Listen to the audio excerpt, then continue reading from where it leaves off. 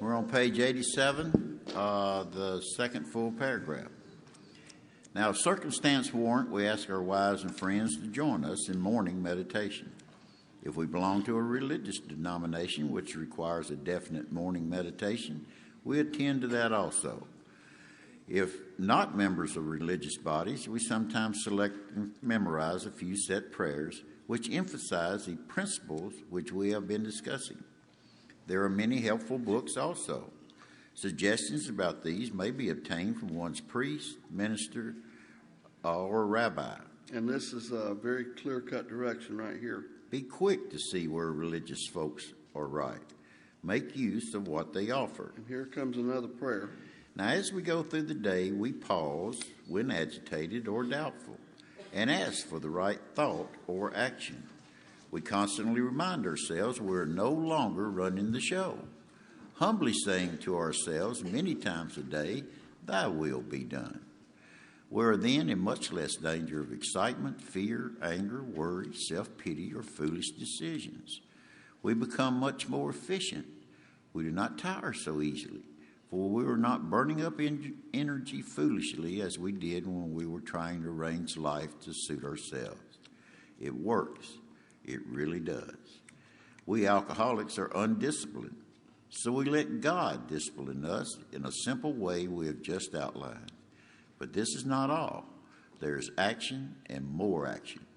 Faith without works is dead. The next chapter is entirely devoted to step 12. Y'all have any questions on steps 11? Step 12, working with others. As the book just alluded, this is the only chapter in the book that's dedicated to one step. Yeah, this is our salvation step. And it's as we're born, our parents buy health insurance on us and life insurance, and we get older and we get a car, we get car insurance. We buy a home, we buy homeowners insurance. We've got insurance all of our lives.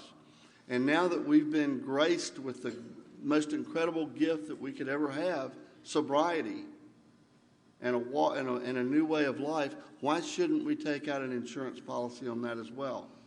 Y'all agree with that?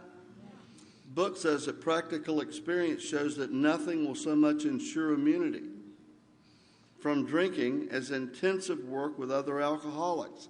And that's not taking a phone call every now and then. But it's because you're in the middle of watching the Titanic, you put the damn little snot nose over into voicemail. Take the call. Intensive work. Again, I keep saying it and saying it and saying it, but these cats in this chapter 7 group, they're busy. I don't know how they have a life outside this. They're busy.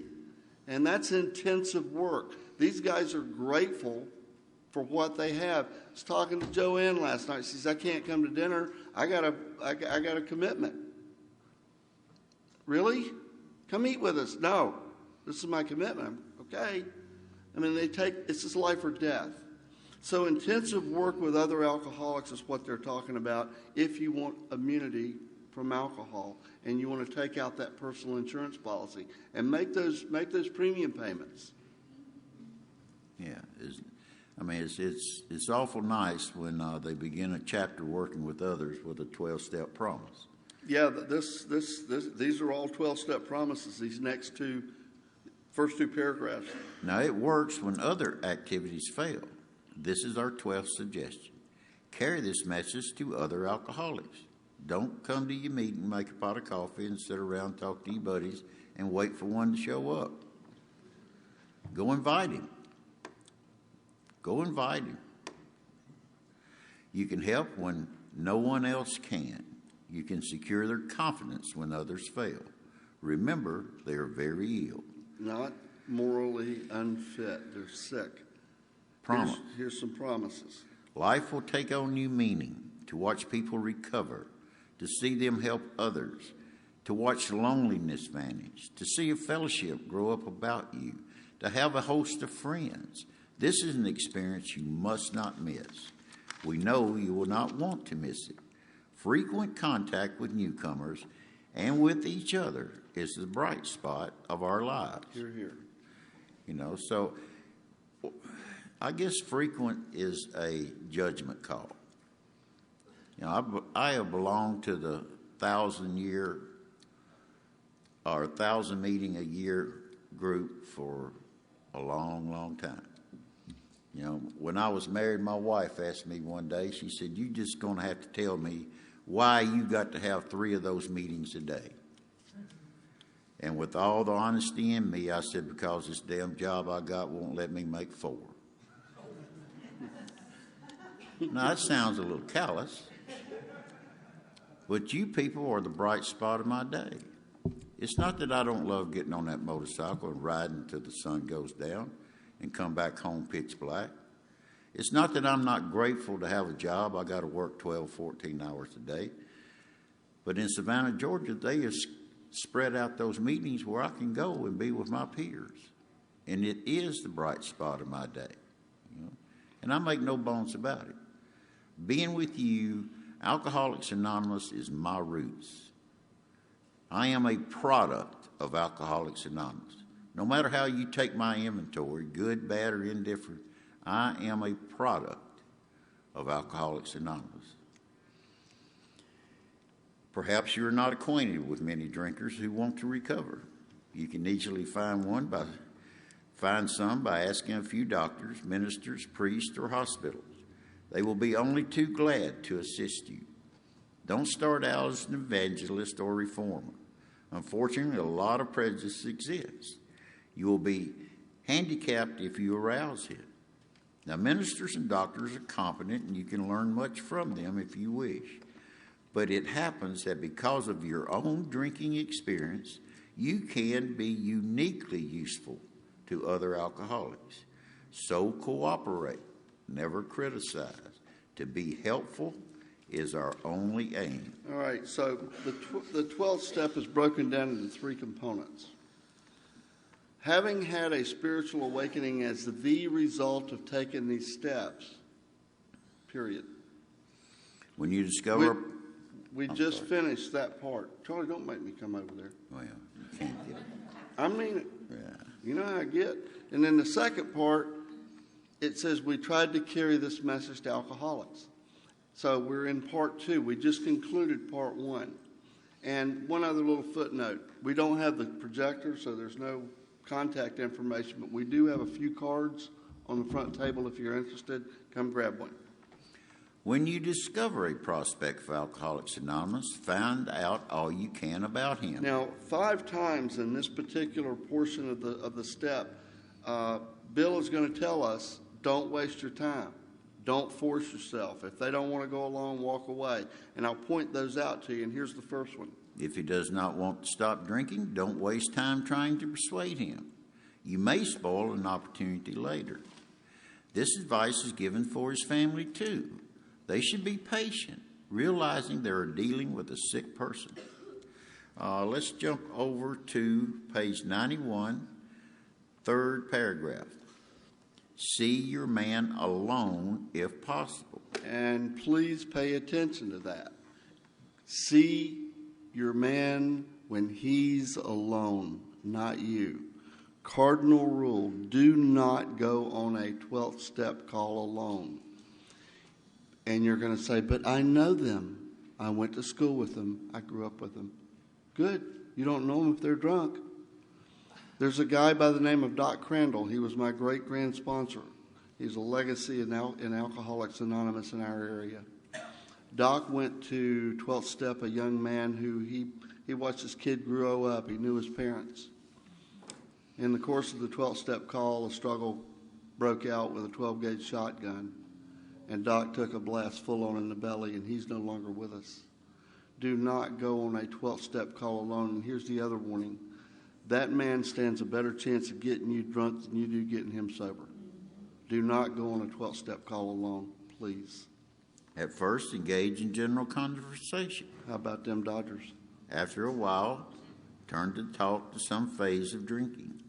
Tell him enough about your drinking habits, symptoms, and experience to encourage him to speak of himself. When Bill Wilson walked into the gatehouse of the Cyberling Mansion, Dr. Bob walked in, he was shaking like a dog coming off of a bench. He didn't have to ask Dr. Bob about his drinking. Hell, he could see it. He was too sick to see him the day before. So what he did is he went in and he said, Dr. Bob, let me tell you how I felt. Let me tell you the way I thought. Let me tell you about the way I drank and the things that happened to me as a byproduct of that. And he got his old head bobbing. It's about that. You go in and you tell, because they need to know that you know what you're talking about, that you've walked in his moccasins for a minute. It says, tell him about your drinking experience, your habits, your symptoms, and experiences to encourage him to speak of himself. Once he realizes that you're not there to lecture or moralize, he's going to get on board with you. If he wishes to talk, let him do so. You will thus get a better idea how you ought to proceed. If he is not communicative, give him a sketch of your drinking career up to the time you quit. But say nothing for the moment of how that was accomplished. If he is in a serious mood, dwell on the troubles liquor has cost you, being careful not to moralize or lecture. If his mood is light, tell him humorous stories of your escapades. Get him to tell some of his. When he sees you know all about the drinking game, commence to describe yourself as an alcoholic. Tell him how baffled you were. That deal there says, if his mood is light, tell him some humorous stories of your escapades. There's your war stories. That's where they belong. They belong behind this podium. They belong in a 12-step call. They have no place in an open discussion meeting. Tell him how you finally learned that you were sick. Give him an account of the struggles you made to stop. Show him the mental twist which leads to the first drink of a spree. We suggest you do this as we have done it in the chapter on alcoholism. Now, if he is alcoholic, he will understand you at once. He will match your mental inconsistencies with some of his own. Now, if you are satisfied he is a real alcoholic, begin to dwell on the hopelessness feature of the malady. There you go. You have qualified him. You've qualified this man as a real alcoholic because you're going to go on 12-step calls with people that just drive badly when they drink. You know, they're hard drinkers.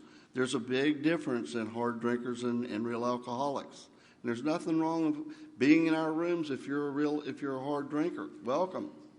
But if you're a real alcoholic, you get it. You cannot stop once you start. So you've qualified. If you are satisfied, and I invite you to highlight this, begin to dwell on the hopeless feature of the malady. That means you're going to die. It never gets better. It's going to get worse because you're in the grips of a progressive disease. Show him, this is really important, it's outlined in my book, from your own experience. We're not preachers or teachers. It's your experience. How the queer mental conditions surrounding that first drink prevents normal functioning of the willpower. Don't, at this stage, refer to this book unless he has seen it and wishes to discuss it. It's probably been duct taped underneath the toilet seat lid by her by this time. And be careful not to brand him as an alcoholic. Let him draw his own conclusion. You know, it's fine for me to say I'm an alcoholic, but it's not okay for me to say you're an alcoholic. That's something you're going to have to decide for yourself. If he sticks to the idea that he can still control his drinking, tell him that possibly he can. Shoot him over to page 31. If he's not too alcoholic. Yeah, that's right. It's kind of like being a little pregnant. Yeah. It's, step over to the nearest bar, try some controlled drinking, try it more than once. But insist that if he is severely affected, there may be little chance he can recover by himself. Continue to speak of alcoholism as an illness, a fatal malady. Talk about the conditions of the body and mind which accompany it. In my book, that's highlighted, and here's why. You're giving the medical estimate of alcoholism, because until I got here, I just thought I didn't measure up. I was just no good, because that's what my family and society had told me all my life. Yeah, he's about 3/4 deep in that bottle of 151 rum, and then you whip it on him. You know, you have a biochemical genetic disorder affecting the hyperthalamic information control center of your brain. It seems you ingest ethyl hydroxide, it forms acetaldehydes combined with dopamine producing tetrahydroquinone, and you lose control. No. Or maybe you can just say, you know, I'm just like you. I can't quit drinking. There you go. Something to think about. Keep his attention focused mainly on your personal experience. Explain that many are doomed who never realize their predicament. Doctors are rightly loath to tell alcoholic patients the whole story unless it will serve some good purpose. Thank God Silky told Bill and Lois, you know. But you may talk to him about the hopelessness of alcoholism because you offer a solution. Underline the word. You will soon have your friend admitting he has many, if not all, of the traits of the alcoholic. If his own doctor is willing to tell him that he's the alcoholic, so much the better. And the book never mentions the word sponsor or sponsee, but they do use the word protege, and I love the definition of that word. Now, even though the protege may not have entirely admitted his condition, he has become very curious to know how you got well. Let him ask you that question, if he will. And here is step 2. Tell him exactly what happened to you. Stress the spiritual feature freely. If a man be agnostic or atheist, make it emphatic that he does not have to agree with your own conception of God. In other words, give the old boy your little stick man. AA God 101. Here you go, Hammer. Let me leave this with you. He can choose any conception of God he likes, provided it makes sense to him. The main thing is that he be willing to believe in a power greater than himself and that he live by spiritual principles. All right, we're flipping over to page 94, first full paragraph. We're going to outline the program of action. Explaining how you made a self-appraisal, step 4 and 5, how you straightened out your past, steps 8 and 9, and why you're now endeavoring to be helpful to him, step 12b. It is important for him to realize that your attempt to pass this on to him plays a vital or life-sustaining part in your own recovery. Actually, he may be helping you more than you're helping him. Pretty much the case. Make it plain that he is under no obligation to you, that you hope only that he will try to help other alcoholics when he escapes his own difficulties. Suggest how important it is that he place the welfare of other people ahead of his own. Make it clear that he is not under any pressure, that he needn't see you again if he doesn't want to. You should not be offended if he wants to call it off, for he has helped you more than you have helped him. And here's some clear-cut direction. If your talk has been sane, quiet, and full of human understanding, you have perhaps made a friend. Maybe you have disturbed him about the question of alcoholism. And guys, you know, that statement applies in this room today. It applies. It applied huge when we were in New York City a couple of months ago. I show up here, Charlie and I show up here, and the Chapter 7 group has disturbed me about my stand in Alcoholics Anonymous. I'm not doing enough. And the same thing happened in New York City. We went up and unfolded this information, and people are going, wow, this isn't what I thought it was all this time. And in this particular setting, you know, it's kind of hard to unring that bell with a guy that's in trouble or a gal that's in trouble, and you tell them about the spiritual malady, you tell them about the obsession of the mind, and all the things that have created this rough spot they're in. It kind of screws up the drinking from that day forward. You've disturbed them about the question of alcoholism. I do have that obsession, and I'm unable to stop once I begin drinking. I've got this thing. And this is all to the good. The more hopeless, there's that word, he feels, the better. He will be more likely to follow your suggestions. Let's jump over on page 95, top of the page. And this is the second time that Bill's going to say, walk away. Unless your friend wants to talk further about himself, do not wear out your welcome. Give him a chance to think it over. If you do stay, let him steer the conversation in any direction he likes. Now, sometimes a new man is anxious to proceed at once, and you may be tempted to let him do so. Now, this sometimes is a mistake. If he has trouble later, he is likely to say you rushed him. You will be the most successful with alcoholics if you do not exhibit any passion for crusade or reform. Never talk down to an alcoholic from any moral or spiritual hilltop. Simply lay out the kit of spiritual tools for his inspection. Show him how they worked with you. Offer him friendship and fellowship. Tell him that if he wants to get well, you will do anything to help. And here's the third time they're going to suggest to walk away. And that is also the page or the paragraph we just read is directions for being a sponsor. Now, if he is not interested in your solution, if he expects you to act only as a banker for his financial difficulties or a nurse for his sprees, you may have to drop him until he changes his mind. This he may do after he gets hurt some more. There you go. Now, if he is sincerely interested and wants to see you again, ask him to read this book in the interval. After doing that, he must decide for himself whether he wants to go on. Must decide for himself, step 3. He should not be pushed or prodded by you, his wife, or his friends. If he is to find God, the desire must come from within. And here's the fourth time they're going to warn us. Now, if he thinks he can do the job in some other way or prefers some other spiritual approach, encourage him to follow his own conscience. We have no monopoly on God. We merely have an approach that works with us.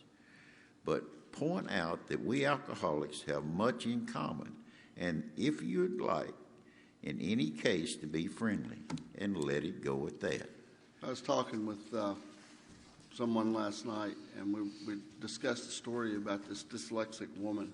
She was a dyslexic sponsee, and she went to her sponsor and said, you know, I'm really having a difficult time with this sex thing, and I need to talk to you about it. And the sponsor said, well, Dorothy, when you get home, flip over to page 69. Everything about sex is in that page, and give me a call tomorrow.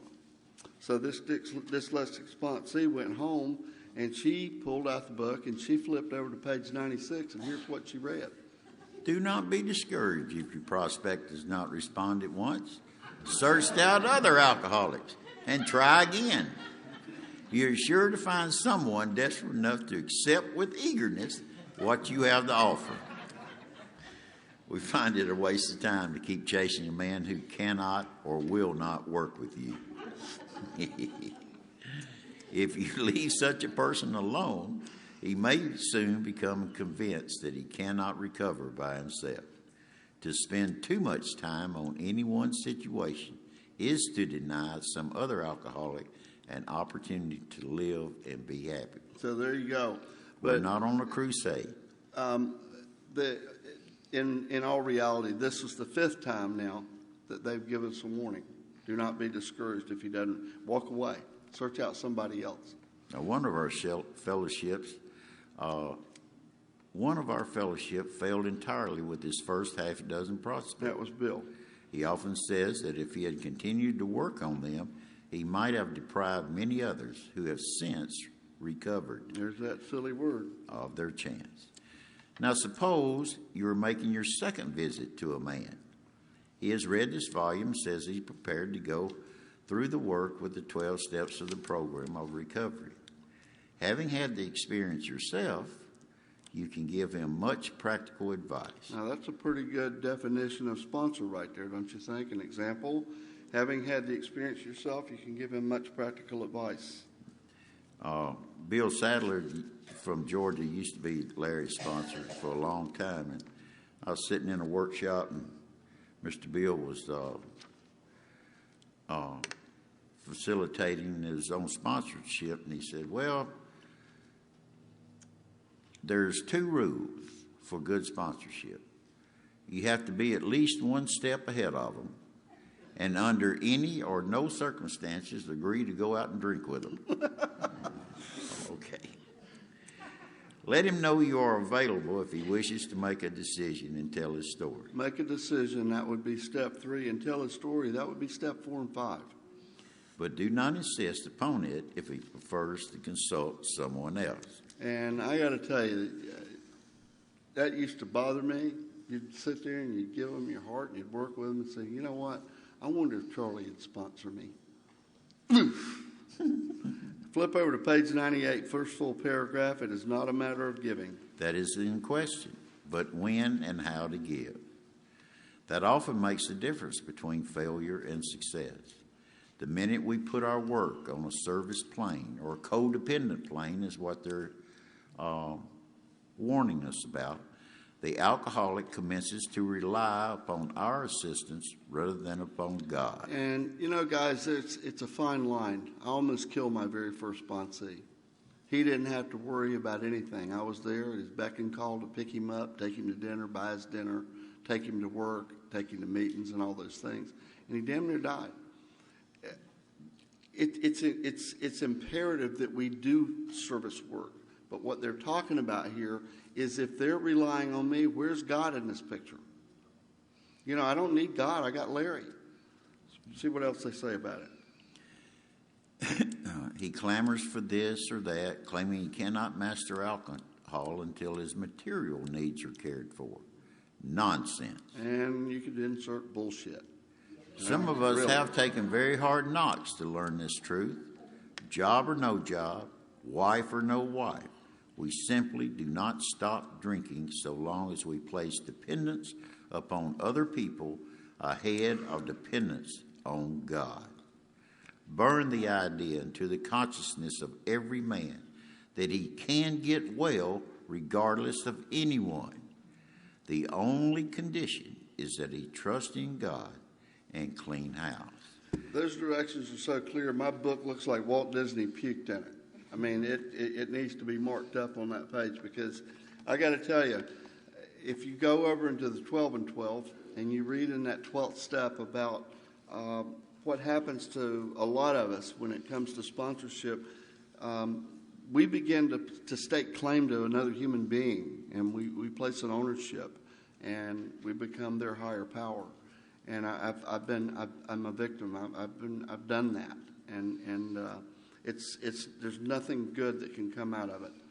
Page 99, last paragraph on the page. One of the great, I think, circuit speakers, or no one likes to be called that, Sandy B. from Tampa, Florida. He said that early in his recovery, he was moaning and groaning to his sponsor about this and that. And, he was just in a terrible fix. And his sponsor said, well, Sandy, you need a spiritual awakening.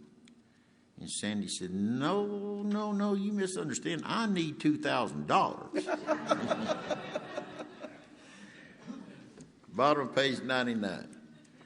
Let no alcoholic say he cannot recover unless he has his family back. That just isn't so. In some cases, the wife will never come back for one reason or another. Remind the prospect that his recovery is not dependent upon people.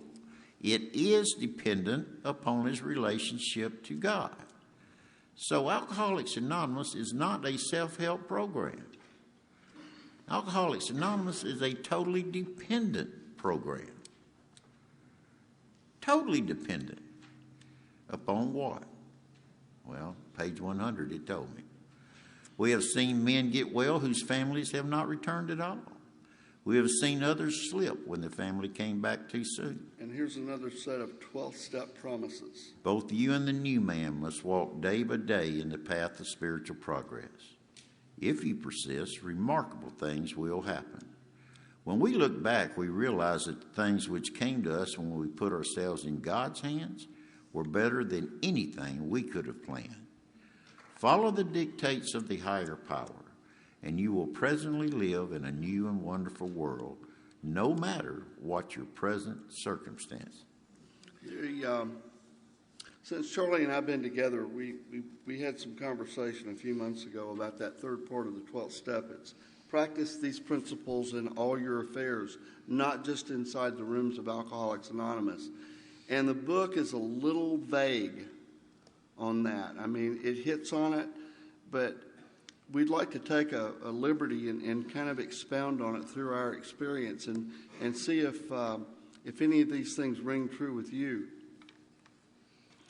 You know, it's real easy for me to come in here and be a good guy and likable for this hour with you.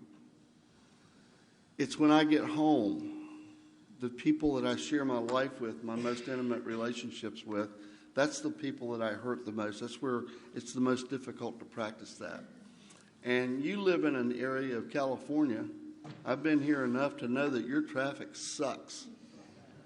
And I live in a town where traffic sucks. One of the driving forces that creates my desire to be self-employed, if you want to see me before 10 o'clock in the morning, good luck. If you want to see me after 3:30 in the afternoon, good luck, because I don't make appointments at those times. I just don't do traffic well. And, I mean, it's horrendous there. But I live in the same world you do. And when I'm in traffic and I'm going to hit it and I'm in a hurry, it's not going to hurt to take 3 seconds and do this and let somebody in that's been sitting there. It's not going to hurt at all to open a door for someone that may be on a walker. It's just, some years ago, we got one toll bridge in Atlanta.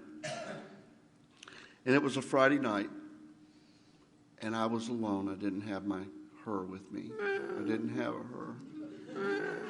And I was not happy. I'd been to a meeting in downtown Atlanta. Yeah. And I was in this great big Lincoln Navigator that wouldn't even get out of its own way. And so I pulled up to behind this little chrome yellow Nissan convertible sports car. And this gal driving it, her hair was blowing in the wind, and she was just gorgeous. I pulled up behind her, and I'm not feeling too good about myself. You know, I don't have a date. And all of a sudden, she goes through the toll gate, and I pulled up, and the lady at the toll gate says, "You're good. The lady in the sports car got your toll." And I went, "Oh, she wants me."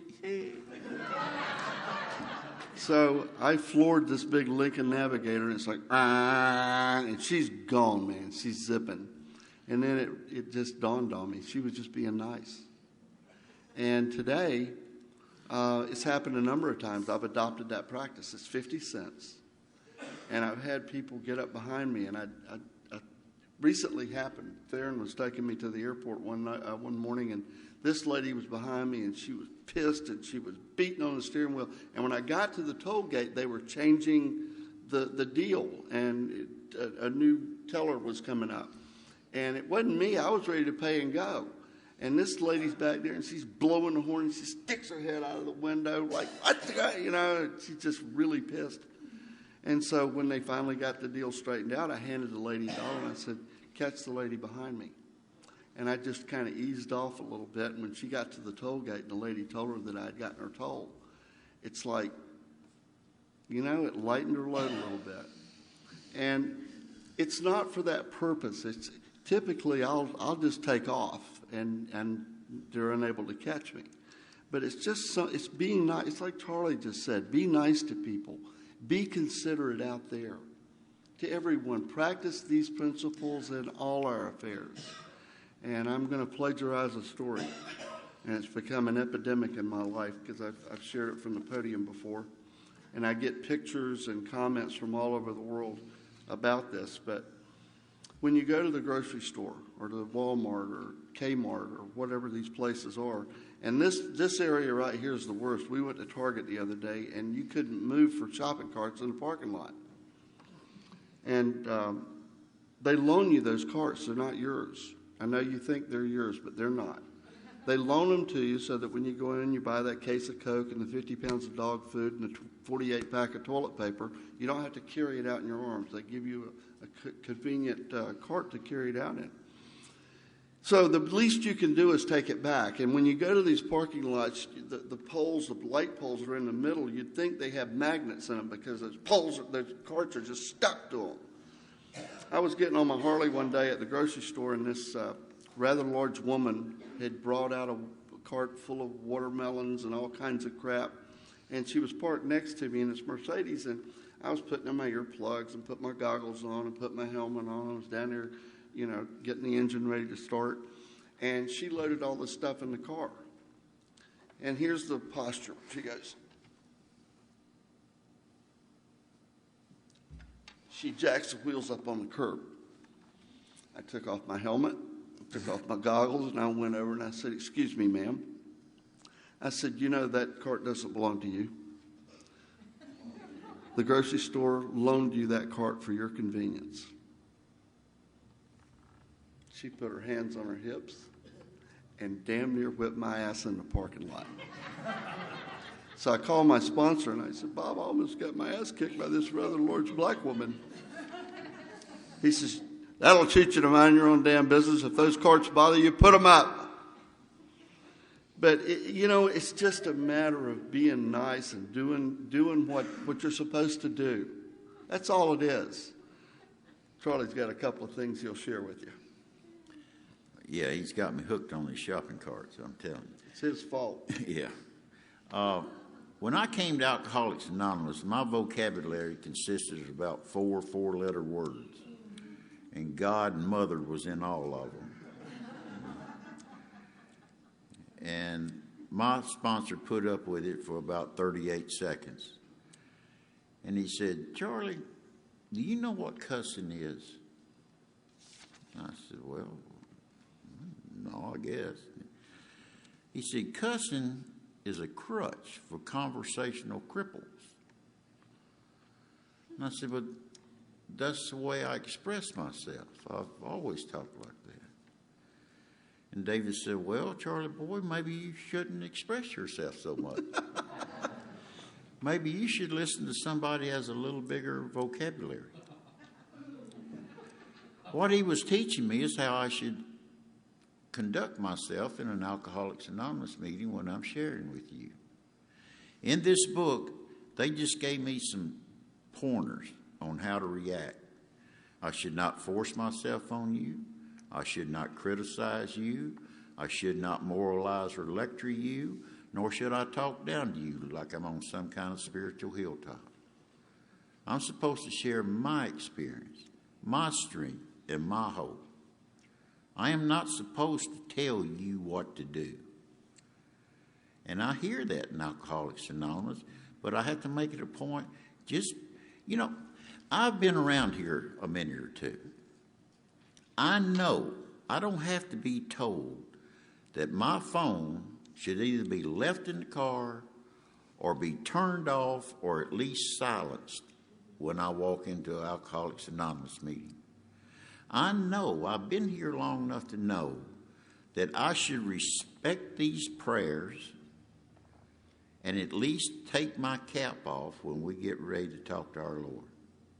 I know that. I know that these chairs do not belong to me, so I don't need my dirty feet sitting up there in them. I know, I've been here long enough how I am supposed to conduct myself in the meeting of Alcoholics Anonymous. I know that. Now, where the rubber meets the road is, how do I react when your phone goes off? How do I react when you get diarrhea of the mouth and you're trying to control the meeting? How do I react when you stick your dirty feet up in the chair and lean back on it? These are things I have to learn, and I learned them in Alcoholics Anonymous. And like I said before, if this thing is working in my life, it is not about how I react with you in this hour, in this meeting. It is not between the Serenity Prayer and the Lord's Prayer.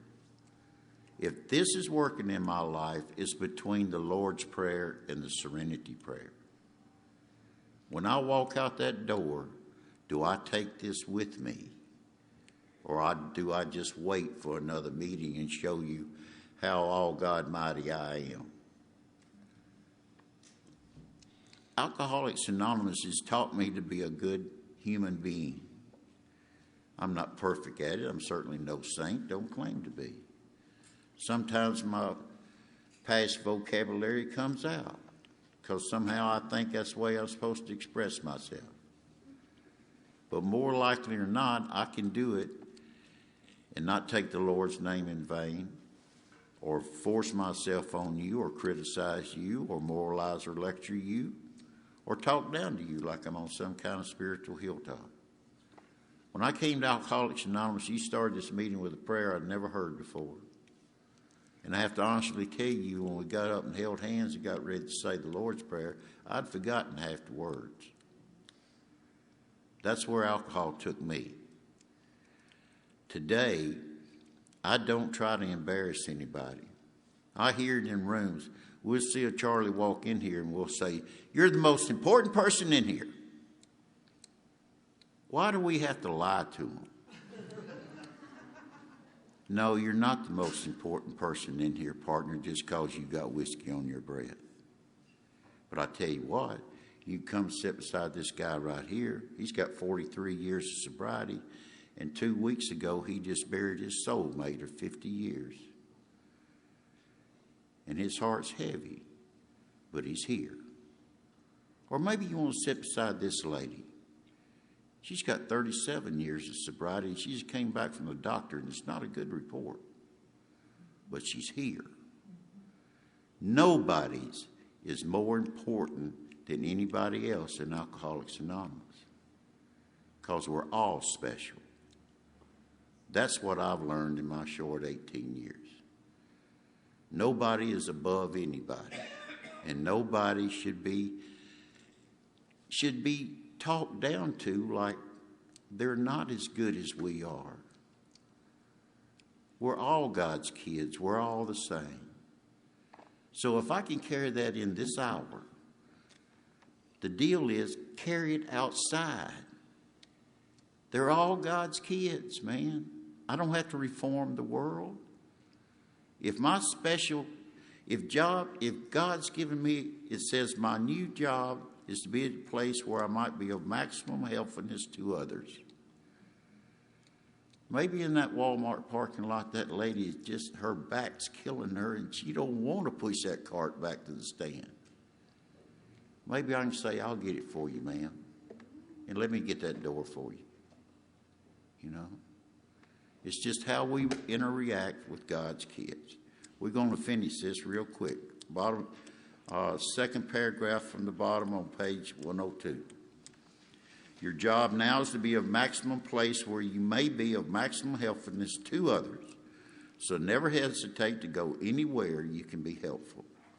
You should not hesitate to visit the most sordid spot on earth on such an errand.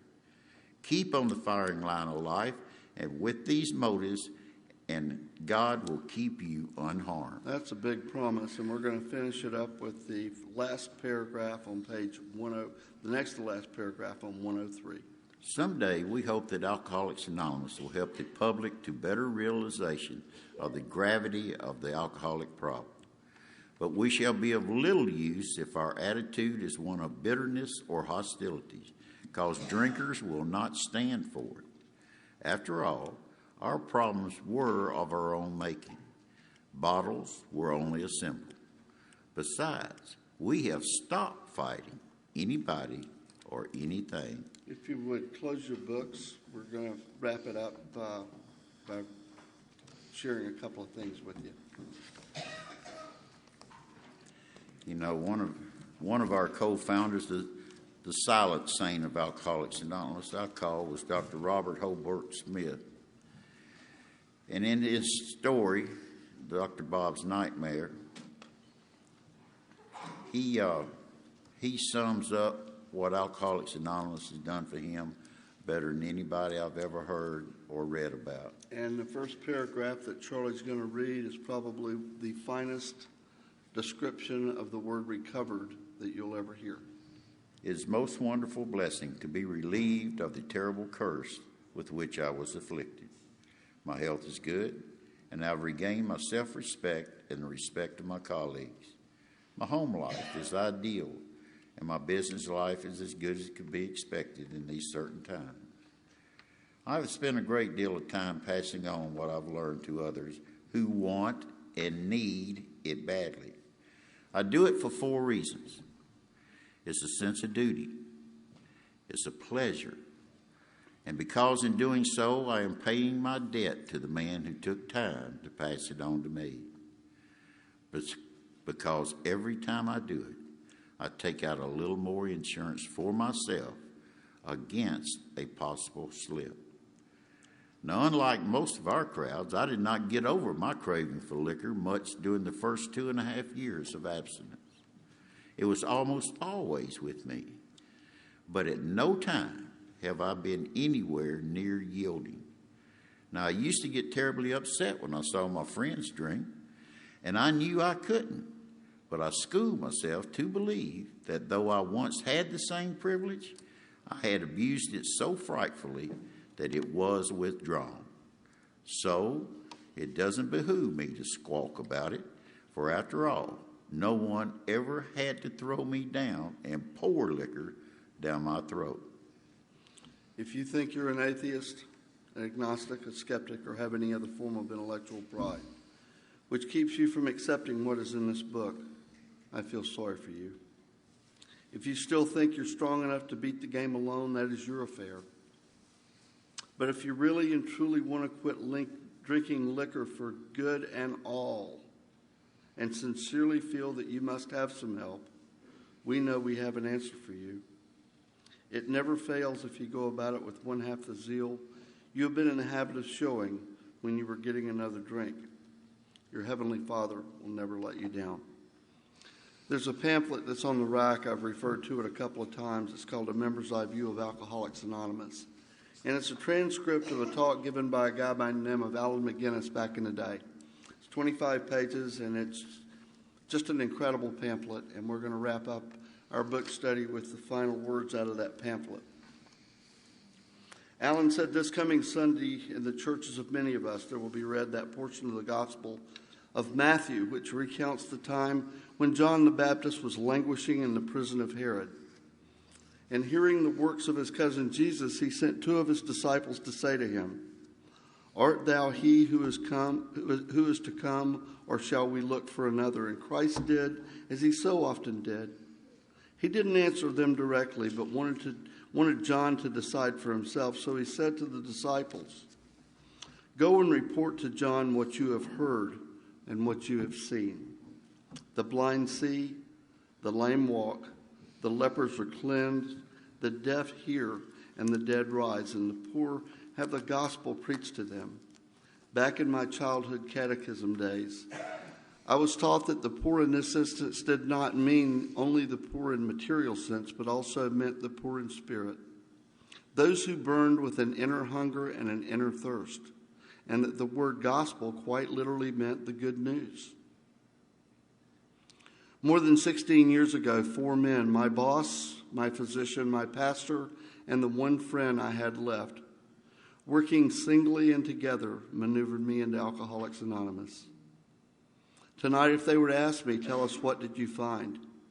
I would say to them what I say to you now. I can tell you only what I have heard and seen. It seems the blind do see, the lame do walk, the lepers are cleansed, the deaf hear, and the dead rise. And over, in the middle of the longest day or the darkest night, the poor in spirit have the good news told of them. God grant that it may always be so. Thank you.